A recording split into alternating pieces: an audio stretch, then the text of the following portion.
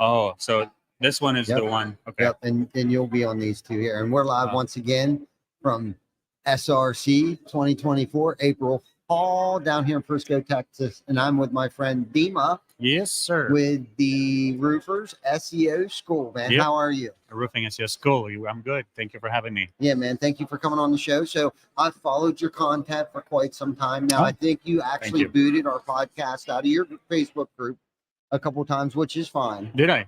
Yes, I think you did. A lot of people don't like us. I think naturally what happens is I think most times people think it's spam.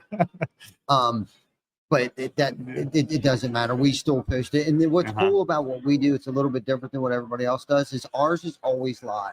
Okay. We don't pre-record it. You don't edit anything. No, it's live. If you say something stupid, it's stuck. It's stuck with you. Yep, it's forever. there for life. Wow. Okay. Yep. So right now it's live. It's live on Facebook. Facebook. Yep. Okay. Behind the Tool Belt, my personal page, and TC Backers page, and if Vic might be able to even search and put it on your page, but we can also send you the content later. Yeah, absolutely. Yeah. I think I boot everyone who is not talking about SEO because the group is about SEO and SEO ideas. Yes. So it's nothing personal, obviously. No, I knew that. But no, because you comment and like and love our stuff all the time. Yeah. So I knew it wasn't anything personal. Yeah. And sometimes I'll fat finger groups too, and they get so pissed off at me. But it's like what I'll do is normally we have an intro before we go live on our regularly scheduled Wednesday night live at noon. Now it's now noon. We just switched it till noon. From 7 p.m. to noon. I'll try this. Yeah, and I'll burn down through there, and I'm just like trying to smash every roofing group that I can to share it out there, because usually what we have to say is pretty relevant.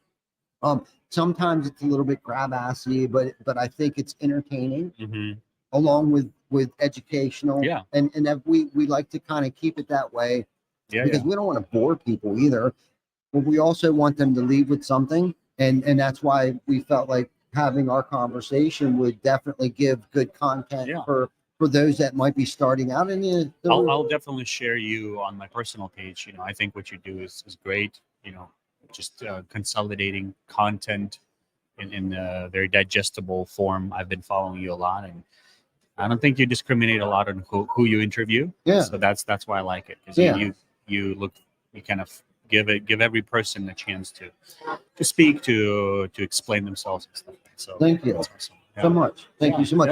Well, hence where the name Behind the Tool Belt came from.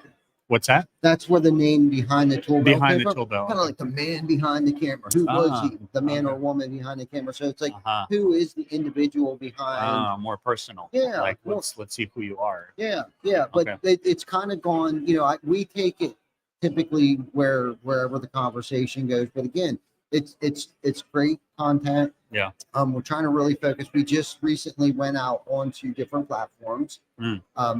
YouTube, Google, Spotify. Oh wow. And Apple. So now on your way to work Monday morning, hopefully you'll tune in to Behind the Tool Belt. So if you didn't like, love, or subscribe, and that wasn't an intentional plug. Yeah. But we're on different platforms now, which I'm super excited to watch, like how many downloads each week, because we're using Buzzsprout. So it's kind of fun to watch. What's your average right now? Man, we've had anywhere it can range from 10 to 100 downloads a week. So it's nothing that it's all been totally organic. Right. We're not paying for any special boost. We've never boosted anything. So we kind of pride ourselves on everything, and any view, our followers, everything is 100% organic. But minus, like I was telling you earlier, I'll smash a bunch of roofing groups and share it to them. But other than that, like it's manual. So what you've seen has been all manual labor of us trying to promote this. But I think, like you said, we produce good content. It's organic content, and we're kind of, I don't want to say we're Switzerland, but it's kind of like, we want to interview everybody. I don't want to discriminate anything or anyone of what they do. We've had we had most recently, we had Corey, who's not here yet, or did Corey show up from Scorpion, and Tim Brown over at Dimitri's thing, roofing process. They came on together. So it's kind of like whether they wanted to or not, they did it. Yeah. You know what I mean? Because did you think of doing some debates friendly debates. I and would stuff love like that. That I would, have not. That's that a would be cool. yes. Because there's always different perspectives on achieving similar results potentially, different perspectives on different ideas. It would be cool to hear them at the same time and contrast and compare. Mhm. For an average person, that could be a moment to come to their own conclusions on the spot. A lot of times, Mhm. No, I love that, and remain open minded. Yeah. I think that's what a lot of it has to come down to is just being open minded enough to listen to the other side. Yeah, and on the spot, be able to answer questions and face challenges, and sometimes be like, yeah, that's a real challenge, and we don't know the answer yet. Yeah. Stuff like that. Yeah, being vulnerable. Yeah. I guess Yeah.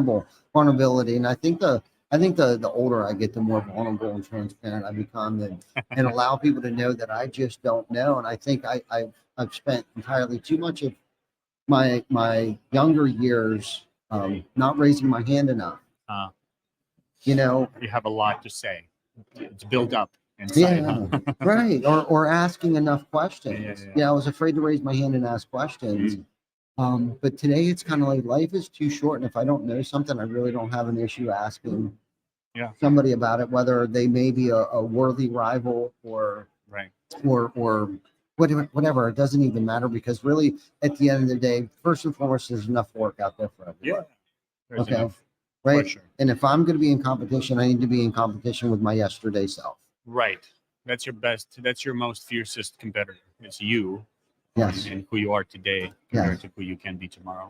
That's right. 100%. Yes, and I'm my own biggest critic. Yep. You know what I mean? Same. I will tear myself up in a heartbeat. Yeah. If you're not competing with yourself yet, you probably haven't done enough of legwork and didn't come to a level where you should be. Yeah. Because if the only people you see that you're competing with are other people, is that you're stuck. You it's not going to let you grow. No. You're always going to be looking at someone, comparing yourself and being distracted by all of that stuff versus focusing on people who are better than you and hanging out and spending time with them versus always competing with someone who is next to you or around you or even behind you. Yeah, no, I love that because, like you said, you'd mentioned it becomes a distraction, and I think you start to beat yourself up because you're wondering how they got there, opposed to just asking them, "Hey, would you mind sharing some things with me?" And whether you know it or not, or we know it or not, I think more people are open to sharing how they got where they got, or what they did, or how they did it, or the mistakes that they made, than we know it. Yeah. At least for me, I'm an open book. If somebody come over to me and ask me like, well, how did you do this podcast or what equipment are you using? I have no problem showing them how we did it, what we're doing, how we're editing it, what mics we're using, what whatever. It doesn't matter because ultimately at the end of the day, if I want to keep what I have, I need to give it away. You know what I mean? Yeah. I think that's a common misconception is if you know unique information, you need to keep it to yourself, and that's the only way you'll win. That's kind of a philosophy of our school is to give as much as we can and give the freshest information, the freshest stuff that you know. And it's a very interesting because once you free yourself from that fear of leaking some information or losing some edge, once you free yourself from that, you are able to focus on being the best you can be instead of trying to protect yourself from others. And when you're focused on yourself and being the best, you don't need to be worrying about what you give out because you're always developing and growing yourself also. So you only blessing others, but you're also challenging yourself to be better always too. Yes. No, I love that. So speaking about your school, tell us a little bit about your school. Yeah. Like what you do at your school for our contractors, and not just necessarily that, but why I do what I do. Yes. Yeah. So we are an SEO school, which is different than anything that your listeners probably have heard before. We used to be an agency, and we're no longer an agency. We're primarily a school. That's actually 100% who we are. We educate on how to do your own SEO. And the reason I think we do what we do is because there's a huge demand for that. There's a demand for answers. There's always been demand for professionals for SEO results and everything. But when there is demand for results and there is no way to keep those people accountable or even understand how this works and what you pay for and how to evaluate whatever they're doing, then it becomes a gamble. And I see a lot of frustration in the industry that too many companies have been gambling for too long and losing for too long. So we decided to take a different approach where we decided to spill the beans, so to speak, open the curtain and share everything we know about SEO, and that pushed us to become better and better and better ourselves. I just came back from Thailand 2 months ago. Unfortunately, no marketing companies from roofing world were there because I think there is that competition among themselves that distracts them from developing and growing, because that was the place where the most advanced, the top 1% SEOs were in Thailand. This is the mecca for SEO, and that it was a very kind of secretive almost conference, so that Google wouldn't find out, so to speak, because those are the secrets that Google would not want you to know. And I had a great time there, just hanging out with these big heads in my industry who are way smarter than me, and I like to feel small because it tells me that I still am yet to improve. Yeah. That's right. That's right. No, I love that. So for someone who may not know what SEO is, can you explain? Yeah. And the most basic explanation is obviously SEO, search engine optimization. What does that mean? Your clients, your best clients, they know they need roofing, they know they need repairs, and usually they don't need to be convinced that they do. Your best ones, they know that, and they go and they search. So the SEO is just basically the ability to be found by those searching clients without having to pay to be found, having to pay to Google to be found. There is still an investment, initial investment, but SEO is a true investment in the sense that there is a time where you can cut the costs and only collect the profits. Not so with paid advertisement. You can never cut the costs and only collect the profits. Where SEO, you can. It's a true investment. You earn your organic positions, and now you're stuck because Google loves you, trusts you as an authority. They need to fill that space with free results because they try to pretend that they're about objective results, although they're really a for-profit business. They need to fill that space with free results. So that's what we help. That's what we educate, and how to get those free, high-quality leads without paying to Google, and having that consistency, that quality and control in your company in-house. Wow, that's amazing. So, how long does it take for SEOs or Google to pick up on your SEO? Yeah, the most SEOs are being laughed at because most of the answers, they begin with "it depends." Most of the answers that SEOs give, it depends, and that's fair. Fair statement, but also fair criticism for SEOs. But it truly does depend. But let's say this: if you're in a smaller town, you can expect to see results a lot faster. If you're in a bigger city, typically longer.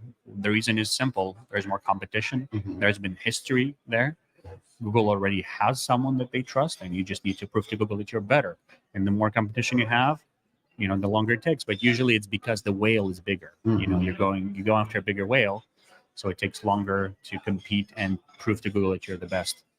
Let's say in a city of 50,000 and under, you probably could expect to be in the top 3 within 6 to 8 months, roughly speaking. I don't like giving promises. I'm not in charge of Google. Right. But based on experience, that's how long it takes. Anything about 50,000 a year to a year and a half, sometimes more. If we're talking about Dallas, San Antonio, those are huge markets with a lot of investment, a lot of money, a lot of SEO companies going, and roofing companies spending thousands of dollars nonstop for years. Obviously going to take longer, but it's possible. Okay. Okay. I'm going to change the topic here maybe a little bit. What's your feelings or thoughts about AI? Well, this is actually the topic of my breakout tomorrow here at SRC.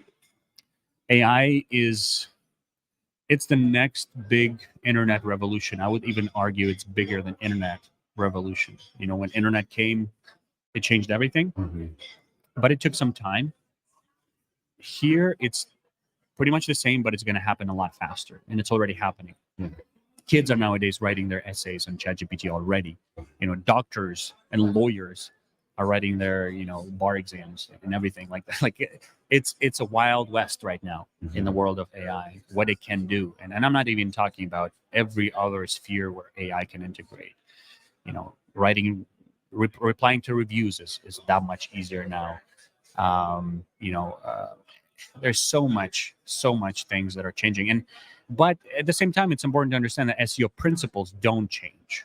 So AI is another tool to get the results faster, to get your your steps done more efficiently and more affordably for sure.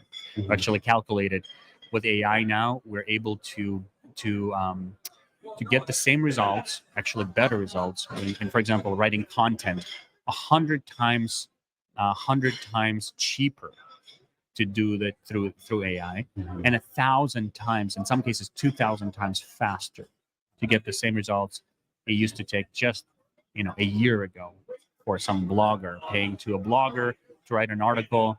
Let's say you pay $35 for a 500-700 word article, takes a week to write, and now you can do it in 30, actually 35 cents roughly, within 5 to 10 minutes. You can get even better results using AI.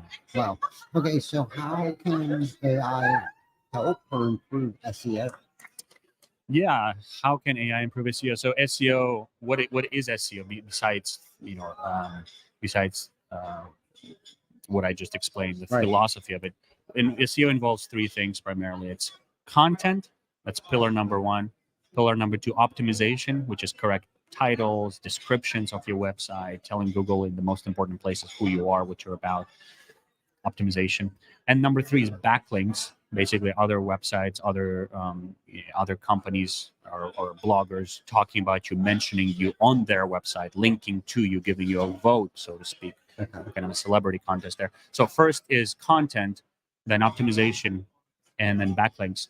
Those are the three pillars of SEO. Content is the one that AI is just revolutionizing right now. Okay. Absolutely revolutionizing, and it begins with the ability even to understand what kind of content Google likes by employing AI to analyze top results that are currently in the top 10 for your location. It's no longer guesswork, it's a science where you employ AI to identify specific parameters that unite all the top results.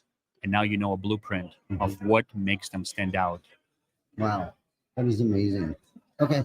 So AI. So what is the difference between AI and Google? I guess like Yeah. Well, so Google just came out with their own AI, Gemini. So kind of the same idea. AI is basically artificial intelligence, right? It's the way for you to it's the way for a computer to act like a human, basically, but even better. So it's like a personal assistant with its own independent abilities, and the degree of that independence obviously is a question of debate because there's a point where it becomes dangerous, right? That's the whole hold off and the whole Elon Musk screaming, "Hey, stop the AI because it's going to kill us." Don't let them get it to the government and to the nuclear codes and everything, obviously.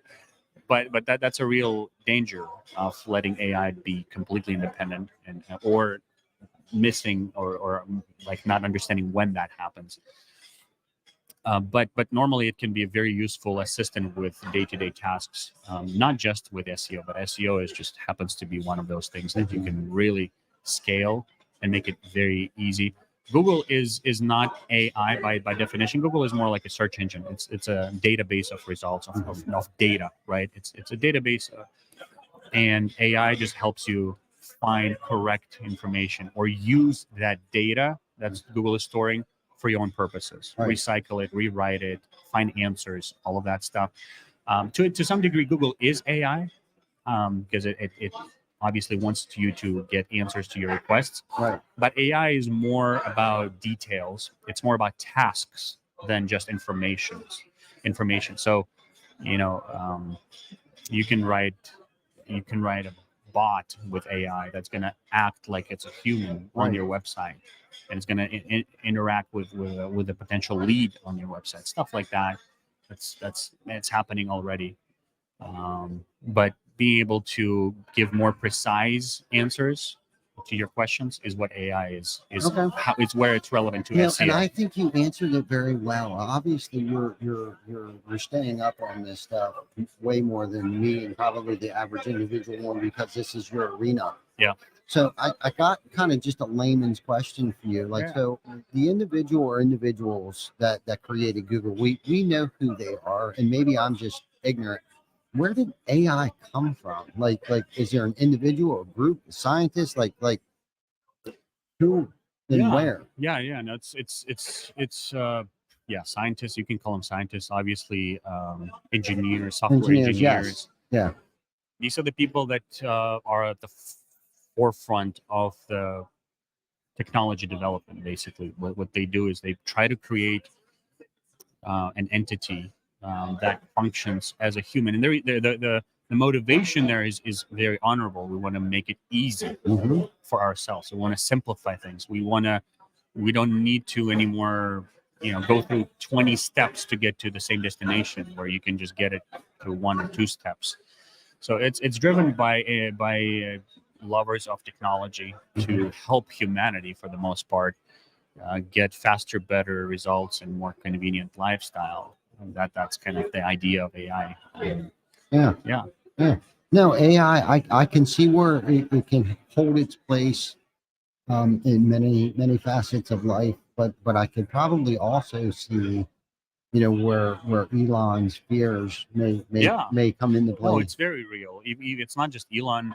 You talk to what's Sam Altman, the inventor of ChatGPT, or the head of the OpenAI. Mhm. You listen to his interviews, and he is very much open about the real dangers of AI. Mhm.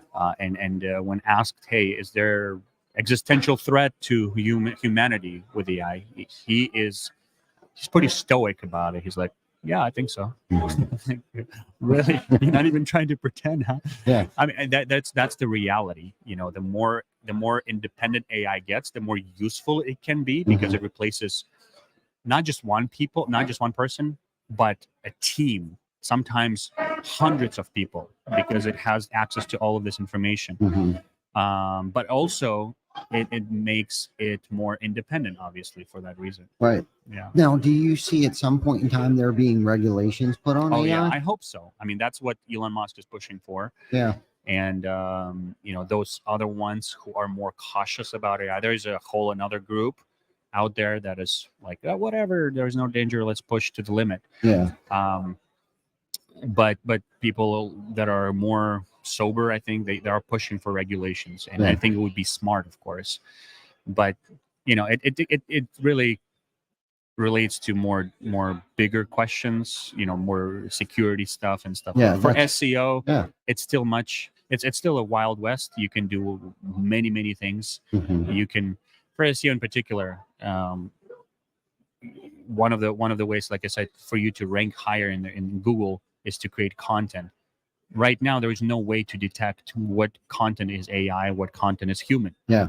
There is really no way. There is some AI detectors out there that are always hit and miss. You can put in the same content in one, and it's going to say it's AI. The other one's going to say no, it's not. So really, the only way to know is making sure that the content is not plagiarized, which you can run that for plagiarism. Yeah. But other than that, it's Wild West. It's whoever is first. Mhm. He will be able to use that new technology to really get an unfair advantage over their competition, to get higher in the results in Google. Because content equals trust. The more content you have about your respective, discipline, the more Google trusts you and promotes you faster to the top. Yeah. So it sounds like if you're not some way trying to implement AI into your marketing, Hmm. it sounds like you're going to be left behind. At the very least, you're going to lose a lot of money. You're going to leave a lot of money on the table. You're going to spend thousands of dollars on hiring people, training them to do what AI can do in seconds. Mhm. You know, you really need to rethink whether or not you really need that person, doing what they're doing, or they can do what they're doing, but they can do 10 times more because they can employ AI to Mhm. replace some of the elements of their work, like, you know, social media, for example. You can effectively employ AI to 10x at the very least your productivity using AI. You can take blogs that you've written, right, that live in your website that are already dusty and nobody looks at them, and recycle them into fresh content for your social media. Why spend hours and hours, always at the very least, like always, to create new content? You have a lot of good, high quality old content that can easily be recycled Through AI. through AI in Okay. a fresh new way. Now, when in your school, are you showing people how to deploy or implement AI? I mean, of course, yes. That's why,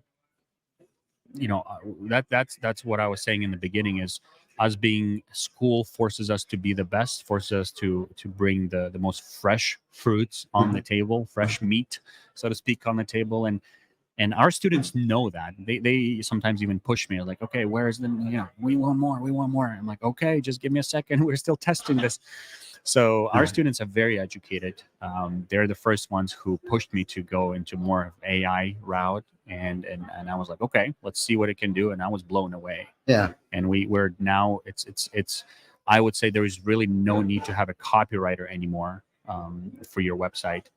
AI can do just fine. We call them Chat GPT operators now. Mhm. They're not copywriters. They're Chat GPT operators, because it's not about creativity anymore so much. It's about managing that robot, that potential that can do so much more if you know how to manage it.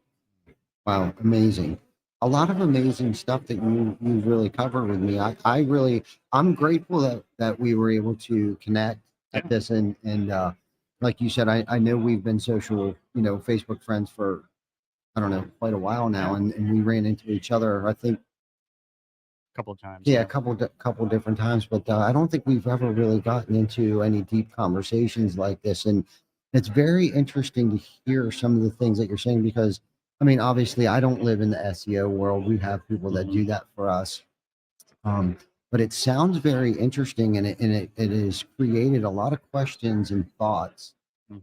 Personally for myself to make Yeah. sure that I'm asking the right questions now Yeah. to those that we have in charge of our website, of Yeah. our Google account, of our SEOs and things like that. So Yeah. I just a quick note, like the times of you uploading one or two blogs a month to your website, mhm, that's gone. mhm, Like, if you don't do, 3 to 5 blogs a week, mhm, your competition is going to just destroy you sooner or later. That's our working model now, where mhm. we recommend uploading 5 blogs a week, Uh, to your website, so that obviously you want to make sure they're good quality articles. mhm. But that's fairly easy to do if you know what prompt to use when talking to AI, and how to run the plagiarism. But yeah, it's definitely an unfair advantage if for a company that uses AI and the company that doesn't. It's almost like it's unfair. It's for real. Yeah. It's I feel bad for It, companies it that does ignore it. sound. Yeah. I don't really know if it sounds unfair. I mean, it's accessible to everyone. Yeah. I guess it's just either due to lack of ignorance or procrastination. But it Yeah. sounds like if you're not getting on board with AI right now, you are totally going to get left behind.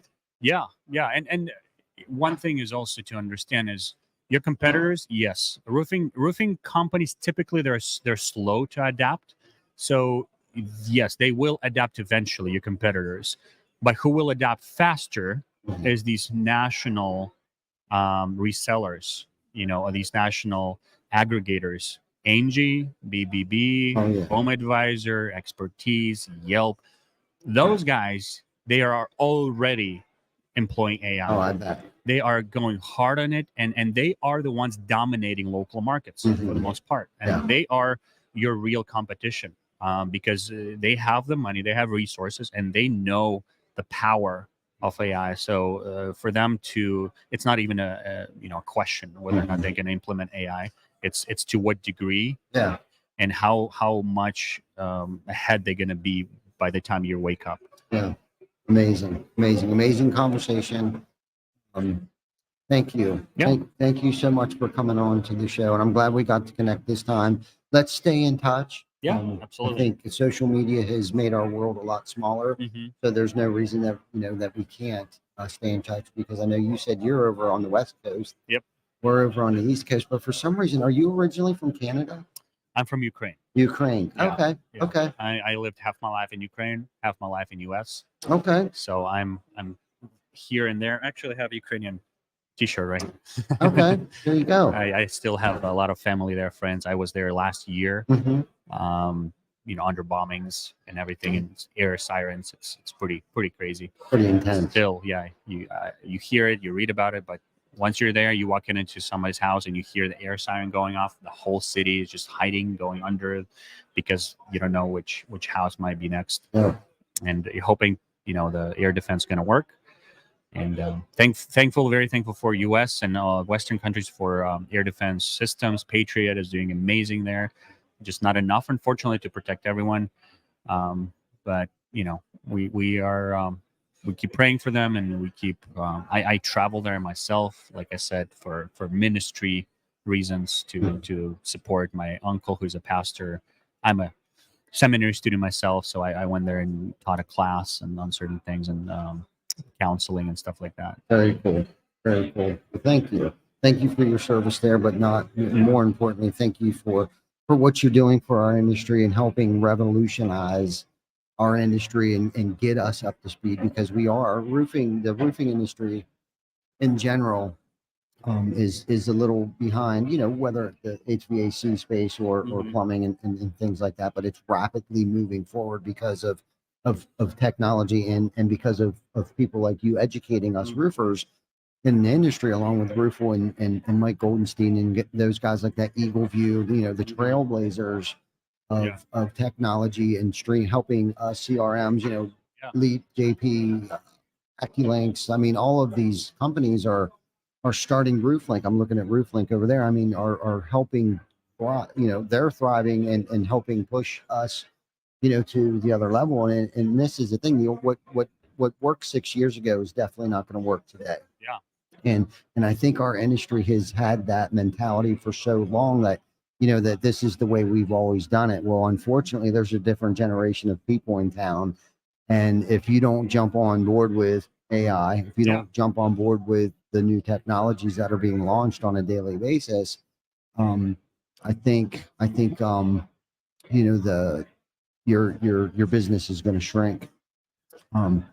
That's just kind of my theory. And we've been fortunately, coming to events like this has helped a lot of people, stay out in front of, those kinds of things like that, and being introduced and networking with like-minded people like yourself that are helping us, educate us. And, it's cool that you have a school that somebody can attend and be educated, from such smart people like yourself. So thank you so much. And thank you for coming on the show. We're going to wrap this up. It's almost, it's actually over a little bit here, but thank you for everyone for tuning in. Check out. So if someone wanted to join your school, what's the easiest way for them to contact you? roofingseoschool.com.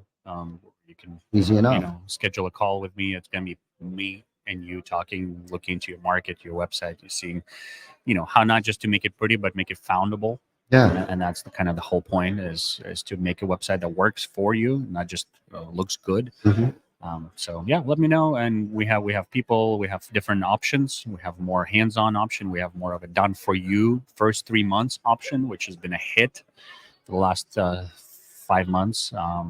We do all the heavy lifting, and then it's easy DIY afterwards. Mm-hmm. So we have different options, and now we're pushing, or not pushing, but we think there is a time now for what we call roofing microsites. These are going to be service specific, industry specific lead generation websites that are focused on one particular service only. let's say roof repairs or metal roofing, how to dominate in those, in those sub services. And quick answer is to have a website that only specializes in that, name it with those keywords and create a DBA, and then just push all the leads into the same front office. But they're now specialized leads and easily foundable by people. Okay. Yeah. Very, very interesting. Awesome stuff, man. I'm glad you came on the show, because I was just more intrigued by listening and asking personal questions to just educate myself on this. And hopefully this has been a very educational episode of Behind the Tool Belt for our viewers and listeners right now. So thank you again. Once again, SEO, roofingseoschool.com. Check it out, man. If you guys want to be educated like I just was in the past 30 minutes, check him out, man. Thank you for coming on the show, brother. Absolutely. Thank you. All right. Thank you guys for tuning in.